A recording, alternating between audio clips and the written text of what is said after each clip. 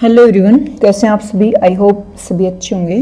तो ये है भाई चंडीगढ़ का पीजीटी फिजिक्स का पेपर, जिसमें 10-10 क्वेश्चन की सीरीज से 20 क्वेश्चन सोल्व कर चुके बड़ी डिटेल से। तो आज रहेगा क्वेश्चन नंबर 21। तो देखिए, the circuit showing below diagram is that of an. ये कह रहा है भाई, डायग्राम दिख रहा है नीचे, बीजेटी का डायग्राम दे रखा है यहाँ पे, ठीक है, बाई जंक्शन ट्रांजिस्टर दिख रहा है। तो ये किसकी तरह बिहेव कर रही है, जो इसका आउटपुट आएगा, क्या वो ऑसिलेटर की तरह है, ये मॉड्यूलेटर की तरह है, या एम्पलीफायर है, या रेक्टिफायर है, ठीक है, कैसा ये रिजल्ट दे रही है।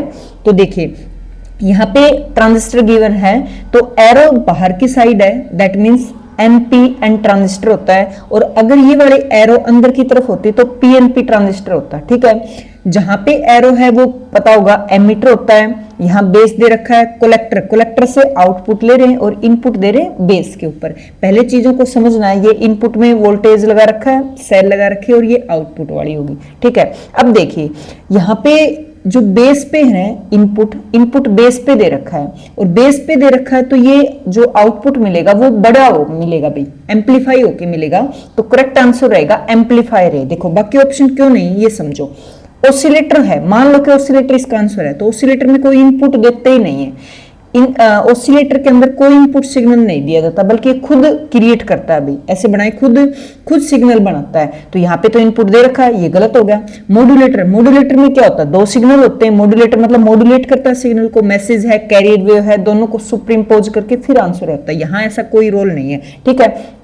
रेक्टिफायर, रेक्टिफायर में क्या होता है, डायोड से जो एसी है, एसी को डीसी में चेंज करता है भाई। तो यहाँ ऐसा कोई सिनेरियो नहीं है। एक ही ऑप्शन है एम्पलीफायर, क्योंकि बेस पे इनपुट दे रखा है बेस के ऊपर, और बेस पे स्मॉल इनपुट देके आउटपुट जो है कलेक्टर से, क्योंकि एमीटर को तो किस में कर रखा है, ग्राउंड में कर रखा है, और कलेक्टर से आउटपुट ले रहे हैं। तो ये हाई आउटपुट प्रोवाइड कर रहा है भाई। बीजेटी के ऊपर बहुत सारे क्वेश्चन आए हुए हैं बेस पेपर में भी, काफी इंपॉर्टेंट टॉपिक है ये। नेक्स्ट क्वेश्चन देखिए 22 का। लिखने वाली चीजें मैं लिख दूंगी, लिख के समझा दूंगी, और टेलीग्राम पे भी शेयर कर दूंगी ताकि थोड़ा सा रिवाइज कर सको। और काफी स्टूडेंट कैसे कमेंट आए हुए थे भी, क्या ये स्टेट में भी काम आएगा पेपर, तो बिल्कुल आएगा भाई, क्योंकि स्टेट में भी बीएससी एमएससी लेवल के क्वेश्चन डाले जाते हैं, और यहाँ चंडीगढ़ वाले पेपर में भी है। बस फर्क इतना, यहाँ शॉर्ट क्वेश्चन है थोड़े से, क्योंकि 100 क्वेश्चन होते हैं, 100 मिनट है, नेगेटिव मार्किंग है। वहां थोड़े से शॉर्ट और लॉन्ग दोनों होते हैं भी, बट शॉर्ट का कंसेप्ट आपको अच्छे से क्लियर होगा तो ही तो लॉन्ग सोल्व कर पाओगे। तो नेक्स्ट क्वेश्चन देखिए 22 का। एक फुल सर्किट दे रखी भी ऐसे, फिर से देखो ट्रांजिस्टर दे रखा है इधर, ये वाला, ठीक है। यहाँ एरो, ये एमीटर ग्राउंड कर रखा है, बेस से कनेक्ट कर रखा है, इधर रेजिस्टेंस लगा रखा है जो बेस करंट इधर प्रोवाइड करेगा, और कलेक्टर से आउटपुट लिया जा रहा है। यहाँ पे डायोड ऐड कर रखे हैं, 3 डायोड हैं। तो सोच के देखो, ये कह रहा है किस गेट की तरह बिहेव कर रहा है। गेट मतलब हम आउटपुट देख के ही पता चलेगा भी कौन सा गेट है, ठीक है। मान लो कि तीनों में से कोई भी डायोड एक जीरो है, चाहे 2 जीरो हो, चाहे तीनों जीरो। कहने का भाव ये 1-1-1 ना हो। कंडीशन क्या है, 1-1-1 ना हो। कैसे, देखो, चाहे तो तीनों जीरो हो, और चाहे ऐसे भी 2 जीरो हो, और चाहे 1 जीरो हो। ऐसे बहुत सारे केसेस बनेंगे, ये 1 यहाँ ले लेना, यहाँ 1 ले लेना, ठीक है। ये 2 मतलब चेंज करके बस 1-1-1 छोड़ के सारी ले लेना, क्योंकि सभी में एक जीरो आएगी। तो इसके ऊपर है ना, देखो सोच के देखो, अगर एक भी जीरो है, एक भी जीरो है, यहां जीरो जाएगा, तो ये डायोड हो जाएगा, फॉरवर्ड बायस हो जाएगा, पीएन, पी मतलब हाई है जो सप्लाई कर रहे हैं वो, और इधर लो होगी तो फॉरवर्ड हो जाएगा। एक डायोड है वो ऑन हो जाएगा, ऐसे कह सकते हैं। अगर एक भी जीरो है कहीं भी, किसी भी डायोड पे एक पे जीरो है, तो डायोड क्या हो जाएगा, डायोड हो जाएगा भी ऑन, ठीक है। अब डायोड ऑन हो जाएगा, उससे क्या होगा, जो वीसीसी है इससे सप्लाई होगी, तो बेस वोल्टेज है यहाँ पे आएगा 0 वोल्ट। क्यों, क्योंकि इधर से जो आ रहा है अपना इनपुट, एक भी डायोड ऑन है तो वहां से चला जाएगा। तो बेस वाले को क्या, मेरा बेस के पास कितना पहुंचा, बेस के पास पहुंचा 0 वोल्ट। क्यों, क्योंकि एक डायोड ऑन है, चाहे दोनों ऑन हो चाहे तीनों ऑन हो, जिस पे जीरो होगा वही ऑन है। तीनों जीरो हैं, तीनों मतलब ऑन है, तो भी जो इनपुट है वहां से चले जाएगा, बेस के पास 0 वोल्ट पहुंचेगा। मतलब कहने का मतलब ये है, एक के पास भी जीरो है तो जो बेस है उसके पास 0 वोल्ट पहुंचेगा भाई, ठीक है। अब 0 वोल्ट है तो दैट मीन्स ये जो ट्रांजिस्टर है, ये क्या है, ट्रांजिस्टर है वो ऑफ होगा। बेस पे 0 वोल्ट है तो ट्रांजिस्टर ऑफ होगा। ट्रांजिस्टर ऑफ है तो देखो, यहां से वीसीसी का जो ये वाला रेजिस्टेंस लगा रखा है सारा, ये इससे डायरेक्ट कनेक्ट हो जाएगा, किससे, आउटपुट से। तो जो आउटपुट होगा ना, जो आउटपुट होगा वो कितना मिला, 1। ठीक है, इसका मतलब हम क्या समझे, एक पे भी 0 तो यहां तक सभी का आउटपुट 1 आएगा ऐसे। ठीक है, अब बात करें कि तीनों 1 है, अगर तीनों पे 1 है तो सारे डायोड, इस केस में सारे डायोड क्या हो जाएंगे, सारे डायोड हो जाएंगे ऑफ, मतलब रिवर्स बायसिंग। रिवर्स बायसिंग, ये सारे रिवर्स बायसिंग हैं, तो यहां से जो करंट है वो बेस करंट, बेस को मिला, इधर बेस कनेक्ट है ना, तो बेस को कुछ वोल्टेज मिली, मतलब इसको करंट मिला, कुछ इनपुट मिला। इनपुट मिला तो वो कहां चला जाएगा, यहां से जो इनपुट आ रहा है वो तो, ये तो एमीटर तो ग्राउंड से कनेक्ट है, ग्राउंड से कनेक्ट है तो ये यहां चला जाएगा, और आउटपुट के पास क्या मिला, आउटपुट के पास मिला 0। ठीक है, इस केस में क्या होगा, इस केस में ऑफ है ना, तो इस केस में जो ट्रांजिस्टर है, ट्रांजिस्टर वो क्या हो गया, ऑन हो गया भाई। ठीक है, ऑन हो गया तो इसको इनपुट मिला। दोबारा समझो, एक पे भी 0 है, कहने का भाव ये तीनों 0 हो, 2 0 कोई फर्क नहीं पड़ता, मतलब एक भी 0 ना तो वो डायोड मिलेगा अपने को फॉरवर्ड बायसिंग, और यहां से वो इधर चला जाएगा इनपुट, और ट्रांजिस्टर हो जाएगा ऑफ। ऑफ होते ही ये सीधा कनेक्ट है किससे, आउटपुट से, VCC जो सप्लाई कर रखे, तो अपने को जो आउटपुट मिलेगा वो 1 मिलेगा। अगर सारे 1 है, एक ही कंडीशन होती है जिसमें सारे 1 होते हैं, ठीक है, एक ही कंडीशन है जिसमें सारे 1 होते हैं, उसके ऊपर ये डायोड होंगे रिवर्स बायसिंग, कुछ नहीं, ये वाला सीधा किससे कनेक्ट हो जाएगा, बेस से, बट जो इनपुट मिला वो कहां चलेगा, क्योंकि एमीटर तो ग्राउंड से कनेक्ट है, ग्राउंड से कनेक्ट है, तो यहां पे जो अपने को रिजल्ट मिला वो कितना मिला, 0 मिला। तो ये टेबल देखो किसकी होती है, टेबल बाकी सारे 0 और लास्ट में 1 किसके लिए होता है, एंड के लिए। ठीक है, और इसे उल्टा कर दो, सारे 1 और इधर जाके 0, यही है अपना रिजल्ट। हाँ, तो ये किसकी हो जाएगी, नैंड की, नैंड की। ठीक है, तो करेक्ट आंसर देखो भी इसमें कौन सा रहेगा, ये वाला डी ऑप्शन करेक्ट रहेगा, नैंड की, क्योंकि एंड का उल्टा हो गया ना, नॉट गेट कर दिया, सभी रिवर्स हो गए। नेक्स्ट देखिए, for electronics device silicon is preferred to germanium. भाई सिलिकॉन को ज्यादा प्रीफर किया जाता है किसकी बजाय, जर्मेनियम के बजाय, क्यों, क्या कारण है, इसने ये पूछा। तो देखिए क्वेश्चन नंबर रहेगा भाई 23। देखो सिलिकॉन होता है ना, सिलिकॉन होता है और एक होता है जर्मेनियम, तो बैंड गैप सिलिकॉन में यहां लिख देती हूं मैं band gap, band gap silicon में 1.1 इलेक्ट्रॉन वोल्ट होता है, और यहां बैंड गैप होता है 0.7 इलेक्ट्रॉन वोल्ट। किसका बैंड गैप कम है, जर्मेनियम का, इसका मतलब ये अच्छा होगा, सीधी सी बात है। बट अच्छा ज्यादा कम होने की वजह से इसकी बजाय क्या होगा, ये रूम टेम्परेचर पे भी है ना, रूम टेम्परेचर भी जो इलेक्ट्रॉन्स हैं वो जंप कर जाएंगे कहां, valence band to conduction band, उसकी वजह से क्या होगा, एक लीकेज करंट मिलेगा भाई, लीकेज करंट। ठीक है, इसलिए ज्यादा अच्छा नहीं होता। सिलिकॉन होता है वो सस्ता होता है, ज्यादा मात्रा में उपलब्ध होता है, और इसके अंदर है ना कम, बोल सकते हैं भी कम लीकेज करंट होता है। मेन तो डिफरेंस यही है लीकेज करंट वाला। लीकेज करंट होता क्या भाई, देखो मान लो कि हम नल से पानी चलाया, हमने, हमें जरूरत थी, हमने पानी ले लिया नल से, फिर नल को कर दिया भाई बंद, बंद करने के बाद भी उसमें मान लो बूंद टपक रही है, वो तो अपने काम की नहीं है, अनवांटेड बोल सकते हैं, जो हमें नहीं चाहिए। ठीक है, तो ये क्या होगा, एक्चुअल में पानी तो आ रहा था उसमें नल में पहले भी, बट वो हमें जरूरत थी तो हमें अच्छा लग रहा था, नल कर दिया बंद, बंद करने के बाद भी पानी टपक रहा है, ये हमें नहीं चाहिए। ठीक है, ये अच्छा नहीं है। वैसे ही लीकेज करंट है भाई, जब सर्किट ऑन होती है नॉर्मल करंट हमारे लिए फायदेमंद है, बट जब सर्किट ऑफ हो या बोले कि सर्किट रिवर्स बायस हो, ऐसे बोल सकते हैं, तो लीकेज करंट होता है भी इसके अंदर ज्यादा होता है, क्योंकि बैंड गैप कम है, रूम टेम्परेचर भी आसानी से चले जाते हैं इलेक्ट्रॉन। ठीक है, valence band to conduction band, तो इसके अंदर लीकेज करंट ज्यादा होता है, इसी वजह से सिलिकॉन को ज्यादा प्रेफर किया जाता है ताकि लीकेज करंट कम हो। तो देखिए कौन सा ऑप्शन करेक्ट रहेगा इसमें, C, leakage current is less than in silicon than germanium. Okay, next देखिए 24 का, capacitance of the PN junction under reverse bias. भाई रिवर्स बायस के अंदर जो कैपेसिटेंस है, सी की वैल्यू है रिवर्स बायस के अंदर, तो कितनी होती है। तो देखिए डायरेक्ट फॉर्मूला बेस्ड क्वेश्चन है 24 का। सी का कैपेसिटेंस का फॉर्मूला क्या होता है, epsilon not a by D. ठीक है, स्टेट में भी आया हुआ था ये कि रिवर्स बायस होता है ना, रिवर्स बायस, उसके ऊपर जो डिप्लेशन जो रीजन होता है बीच वाला, भाई रिवर्स बायस में डिप्लेशन रीजन क्या होता है, इंक्रीज हो जाता है, क्योंकि रिवर्स बायसिंग होती है, रिवर्स पी को एन से करोगे उसको अट्रैक्ट करेगा तो डिप्लेशन रीजन हो जाएगा इंक्रीज, तो रिवर्स बायस में डी की वैल्यू इंक्रीज हो जाएगी, डी डिप्लेशन विड्थ जो बीच वाली है, तो ये इंक्रीज होने से सी क्या हो जाएगा, डिक्रीज हो जाएगा। अगर रिवर्स बायस को कम कर दिया जाए, फिर रिवर्स बायस कम कर दें तो डी की वैल्यू क्या हो जाएगी, कम, और सी क्या हो जाएगा, इंक्रीज। ये इसका आंसर रहेगा भाई। ठीक है, डायरेक्ट फॉर्मूला के ऊपर ही हमने इसका कंसेप्ट निकाल लिया। ठीक है, देखो कैपेसिटेंस सी इंक्रीज हो जाएगा, रिवर्स बायस को डिक्रीज कर दे, तो बी ऑप्शन करेक्ट रहेगा भाई। रिवर्स बायस को डिक्रीज करेंगे तो डिप्लेशन विड्थ क्या हो जाएगी, कम, कम होने से ये इनवर्सली प्रोपोर्शनल, तो सी की वैल्यू क्या हो जाएगी, इंक्रीज हो जाएगी, तो इसमें बी ऑप्शन करेक्ट रहेगा। नेक्स्ट देखिए, नी वोल्टेज। कुछ बच्चे ऐसे पूछ रहे हैं टॉपिक वाइज, तो एक बार प्रीवियस ईयर पेपर कर लें, उससे अंदाजा हो जाएगा कौन सा टॉपिक ज्यादा मोस्ट इंपोर्टेंट है, किस टाइप से क्वेश्चंस उठाए जाते हैं। मैं बार बार बोल रही हूँ, उसके बाद हम टॉपिक्स की सीरीज रखेंगे, जो चीज ज्यादा इंपॉर्टेंट है उसके ऊपर ज्यादा फोकस किया जाएगा, ठीक है। देखो नी वोल्टेज क्या होता है, नी वोल्टेज को कट ऑफ वोल्टेज भी बोलते हैं भाई। तो नी वोल्टेज वो मिनिमम फॉरवर्ड वोल्टेज है जिस पे डायोड है ना अच्छी तरह से मतलब करंट फ्लो करना स्टार्ट हो कर दे भाई। कैसे, जैसे मैं बात करूं 25 का भी वोल्टेज को इंक्रीज किया तो करंट नॉर्मल इंक्रीज हो रहा है, तो एक ऐसा वोल्टेज जिसके ऊपर मतलब अच्छा खासा करंट फ्लो करना स्टार्ट कर दे भी, ऐसे बोले कि डायोड कंडक्ट करना स्टार्ट कर दे, तो इस उस वोल्टेज को बोलते हैं भी क्या, नी वोल्टेज। जैसे सभी के लिए अलग अलग होता है, सिलिकॉन के लिए 0.7 वोल्ट होता है, और जर्मेनियम का क्योंकि बैंड गैप कम है तो इसके लिए 0.3 पे ये अच्छा वर्क करना लग जाता है। तो एक ऐसा वोल्टेज जहां जिसके ऊपर मतलब जो अपना डायोड है अच्छी तरह से करंट कंडक्ट करना स्टार्ट कर दे, उसके अंदर अच्छी तरह से, मान लो पहले करंट कम है, एक ऐसा मतलब वोल्टेज जिसके ऊपर अच्छा खासा सर्किट में करंट स्टार्ट हो जाए, उसको बोलते हैं नी वोल्टेज, ठीक है। सभी के लिए मैंने बताया ये अलग अलग होता है। तो इसका ऑप्शन देखो भी एक बार कौन सा हुआ 25 का,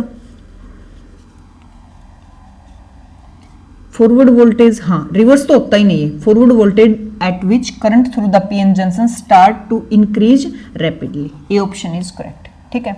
नेक्स्ट देखिए, leakage current ICBO flow through the, तो कॉमन बेस जब कलेक्टर बेस अभी ओपन हो, देखो सभी का ही मैं बता देती हूँ एक बार, समझो इस चीज को।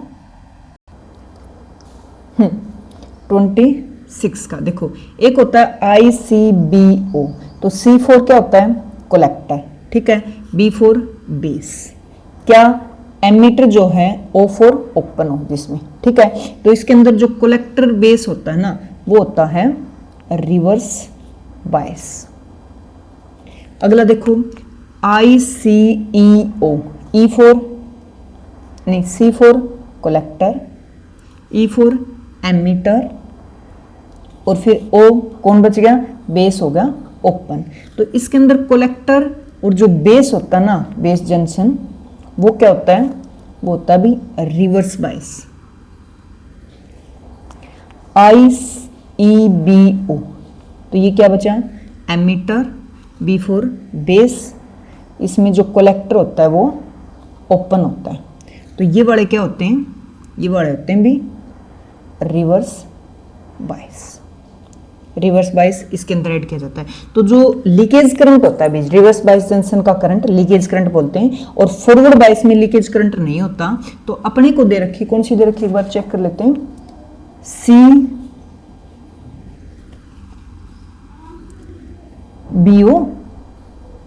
है ना, हाँ CBO ये वाले, ठीक है। तो कौन सा ऑप्शन करेक्ट रहेगा इसमें, बी रहेगा भाई, एमीटर एंड कलेक्टर लीड्स ना, सी रहेगा, ये ना बेस है, बेस B4 बेस ना, और कलेक्टर लीड ये वाला, क्योंकि इसमें तो एमीटर ओपन है, ठीक है। तो इस तरह से पूछा जाता है, अभी यहां से नाम से ढूंढ लेना इसका आंसर, यहां से नाम से इसकी फुल फॉर्म लिखोगे ना तो उससे ही पता लग जाएगा भाई। 27 का देखिए, कंपैरिजन पूछ रखा भी, CB एम्पलीफायर, CE एम्पलीफायर, ये मोस्ट इंपोर्टेंट है भाई। देखो कैसे, क्वेश्चन नंबर 27 का एस्टेट में भी आया हुआ था ये, CB मतलब कॉमन बेस एम्पलीफायर, और इसके अंदर जो करंट गेन होता है वो मानते हैं अल्फा, और अल्फा की वैल्यू हमेशा लेस देन क्या होती है 1। CE कॉमन एमीटर, ठीक है, कॉमन एमीटर ये मोस्ट इंपोर्टेंट होता है, सबसे अच्छा कॉमन एमीटर ही होता है। क्यों, क्योंकि मतलब बहुत एडवांटेज होते हैं सब कुछ, जैसे डिटेल से मैं बताऊंगी, दोनों का कंपैरिजन ही देख लें, CB और CE, ठीक है। जो करंट गेन होती है ना, करंट गेन वो इसके अंदर बहुत लो कम होती है, और इसके अंदर हाई मतलब ज्यादा होती है, ठीक है, क्योंकि अल्फा इज लेस देन 1, इसमें अल्फा होता है इसमें बीटा होता है। बात करें हम वोल्टेज गेन की, तो इसके अंदर भी हाई होती है और इसके अंदर भी हाई होती है, ठीक है। पावर की बात करें तो इसके अंदर लो होती है, इसके अंदर सबसे अच्छी होती है भी, मतलब हाई बोल सकते हैं। ये भी पूछा जाता है बहुत बार। इनपुट रेजिस्टेंस इसके अंदर लो होता है, इसके अंदर इनपुट रेजिस्टेंस मीडियम होता है भी, ठीक है। अब बात करें आउटपुट रेजिस्टेंस की, दोनों में ही हाई होता है। ये भी क्वेश्चन आया हुआ है किसके अंदर, एग्जाम के अंदर, ठीक है। तो देखिए बहुत बार आता है, सबसे अच्छा होता है कॉमन एमीटर, जो हम उसमें सर्किट में लगाएं, कॉमन एमीटर की कॉन्फ़िगरेशन करें तब। कॉमन बेस में तो जो अल्फा होती है, इसमें अल्फा होती है, देखो कॉमन बेस होता है, कॉमन एमीटर होता है और कॉमन कलेक्टर होता है। अल्फा बीटा गामा तीनों के लिए हम इसका गेन से रिप्रेजेंट करते हैं, ठीक है। इसके ऊपर न्यूमेरिकल भी आया हुआ है और बहुत बार क्वेश्चन ये एग्जाम में आता ही आता है भाई। सबसे अच्छा कौन होता है, कॉमन एमीटर। क्यों, क्योंकि तुम देख पा रहे हो अभी कितने अच्छा अपना ये रिस्पॉन्स देता है। तो इसमें ऑप्शन रहेगा, देखते हैं कौन सा, हाँ ये रहा, ए हायर करंट एम्पलीफिकेशन करता है भी, हायर आउटपुट रेजिस्टेंस होता है। बट इसने बेस्ट कंपैरिजन पूछा, हम इसके लिए थोड़ी ना करते, इसके लिए ताकि हमें एक अच्छा करंट एम्पलीफाई होके मिले, लोअर इनपुट। बाकी तो वैसे तो सही दे रखे, ये ऑप्शन भी सही है, ये भी सही लग रहा है मुझे। एंड लोअर करंट ये गलत है, ठीक है। बट किसके साथ जाएंगे हम, सी के साथ। ए हायर करंट एम्पलीफिकेशन के लिए दोनों का कंपैरिजन पूछ रखा, किससे एक दूसरे को ये डिफ्रेंशिएट करते हैं भी, कौन से कैरेक्टरिस्टिक्स ऐसे बोल सकते हैं। नेक्स्ट क्वेश्चन देखिए 28 का, मैग्नीट्यूड ऑफ जिन्नर करंट। ये कह रहे हैं जो जिन्नर करंट है, जिन्नर डायोड जो कि रिवर्स बायस में काम करता है, जो वोल्टेज रेगुलेटर्स को यूज किया जाता है, फिक्स वोल्टेज कर देता है उस पर, मतलब एक्सटर्नल सर्किट का वोल्टेज घटाओ बढ़ाओ इसको कोई फर्क नहीं पड़ता, जितना इसने फिक्स कर दिया ना, फिक्स कर दिया उस पर ये वर्क करता है, तो रिवर्स बायस में काम करता है। इसने पूछा जो जिन्नर करंट होता है उसका मैग्नीट्यूड, मैग्नीट्यूड का मतलब भाई कौन उसको लिमिटेड करता है, नियंत्रण कौन करता है, ये पूछ रखा है। First option is limited by external circuit resistance, बिल्कुल यही करेक्ट आंसर है भाई, क्योंकि जो एक्सटर्नल रेजिस्टेंस होता है ना उसको बढ़ा के घटा के हम जिन्नर करंट को एक कंट्रोल कर सकते हैं भी। डिटरमाइन बाय द जिन्नर वोल्टेज, सही ऑप्शन कि जिन्नर वोल्टेज से इसका करंट डिटरमाइन करते हैं। डिटरमाइन का तो इसने पूछा ही नहीं, इसने पूछा मैग्नीट्यूड, मतलब उसको कौन कंट्रोल करता है ऐसे पूछा भाई। तो किससे कंट्रोल होता है, limited by external circuit resistance. Option D भी सही है, ठीक है। और तो इंडिपेंडेंट ऑन द एक्शन ये गलत है, इंडिपेंडेंट ऑन ये गलत है, ए बी दोनों सही है, बट जो पूछे बात उसके अकॉर्डिंग ए ऑप्शन इसमें क्या रहेगा, करेक्ट रहेगा। अगला देखो, जिस क्वेश्चन की बात करी थी अभी ऑप्शन की, वहीं आ गया। ट्रांजिस्टर में बीटा की वैल्यू दे रखी है, बेस करंट दे रखा है, एमीटर करंट पूछा है। एस्टेट में भी आता है ये वाला क्वेश्चन, ठीक है, मतलब हर एग्जाम में ही आता है अभी। तो देखिए क्वेश्चन नंबर रहेगा ये 29 का। जो चीजें दे रखी है पहले बोली थी लेते हैं। बीटा की वैल्यू दे रखी है 50 और आई भी डायरेक्ट फॉर्मूला भी इसका शॉर्टकट है, और थोड़ा सा लॉन्ग कट जो मतलब एक्चुअल फॉर्मूला उसके अकॉर्डिंग भी बताऊंगी कैसे। देखो एमीटर करंट पूछे तो 1 प्लस बीटा आई बी, ये तो हो गया इसका शॉर्ट भाई सीधा फॉर्मूला। बट बीटा का किससे रिलेशन है, कॉमन एमीटर लें, ठीक है, कॉमन एमीटर। तो बीटा की वैल्यू क्या होती है, कलेक्टर बाहर होता है और इनपुट कौन होता है, बेस, ये वाले। तो इससे क्या निकलेगा, आई सी निकलेगा, बीटा आई बी। बीटा कितना दे रखा है 50 और आई बी की वैल्यू कितनी है 25 माइक्रो एम्पियर। अब देखो इसको जब इसको मल्टीप्लाई करोगे माइक्रो एम्पियर, अब आंसर मिली में है तो इसको मिली में चेंज करो, माइक्रो की वैल्यू होती है 10 टू द पावर -6, -3 में करोगे डेसिमल चला जाएगा, तो ये आ गया मिली एम्पियर में, ठीक है। अब देखो, अब अपने को निकालना है, ये तो है कलेक्टर करंट, अपने को तो एमीटर करंट निकालना, तो emitter current base current plus collector current के सम के इक्वल होता है। तो बेस करंट की वैल्यू देखो कितनी है, इसको भी फिर मिली में कन्वर्ट कर लो, मिली में तो 0. क्योंकि ऐड करेंगे तो मिली में होना चाहिए ना, और प्लस में कितना 1.25 मिली एम्पियर। तो इसका आंसर आ गया 1.2575 मिली एम्पियर। क्या आया, एमीटर करंट। ये ऑप्शन इसका करेक्ट रहेगा। डायरेक्ट फॉर्मूला भी लगा लेना, ये शॉर्टकट है इसका। और लॉन्ग कट से भी हमें पता है बिट्टा किस किस के साथ होता है। बिट्टा होता है कॉमन एमीटर की गेन, जिसमें कलेक्टर आउटपुट पे होता है, इनपुट पे बेस होता है। सभी के फॉर्मूले बता दो क्या एक बार।